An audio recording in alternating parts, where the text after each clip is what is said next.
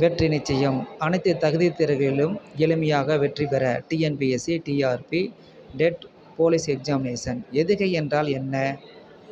அடிதோறும் அல்லது சீர்தோறும் இரண்டாம் எழுத்து ஒன்று வருவது எதுகை எனப்படும். எதுகை என்பது இத்திருக்குறளில் காண்போம்.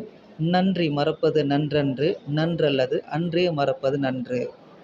ஆம், இக்குறளில் அடிதோறும் இரண்டாம் எழுத்து ஒன்று வருவது நன்றி, அன்றே. அதில் பார்த்தீங்கன்னா இன் என்பது ஒன்றி வந்துள்ளது. இது அடி எதுகை. அடுத்தபடியாக இருப்பது சீர் எதுகை. சீர் எதுகை என்பது முதல் சீர் அல்லாது மூன்றாம் சீர், நான்காம் சீர், ஏழாம் சீரில் அமைந்து வந்துள்ளது. இரண்டாம் எழுத்து இன் இவையே சீர் எதுகை எனப்படும். மீண்டும் ஒரு முறை பார்ப்போம்.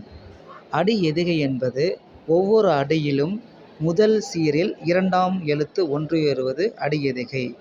அதே போல இரண்டாம் சீர் முதல் 3, 4 என்று அடுத்தடுத்து வரக்கூடிய சீர்களில் இரண்டாம் எழுத்து ஒரே மாதிரியாக வருவது சீர் எதுகை எனப்படும். சப்ஸ்கிரைப் செய்யுங்கள், ஷேர் பண்ணுங்கள், கமெண்ட் பண்ணுங்கள். உங்களுடைய நண்பர்களுக்கும் ஒரு வாய்ப்பை தாருங்கள். அவர்களும் அனைத்து தேர்வுகளிலும் தமிழில் வெற்றி பெற வாழ்த்துக்கள். சிவாய நமக.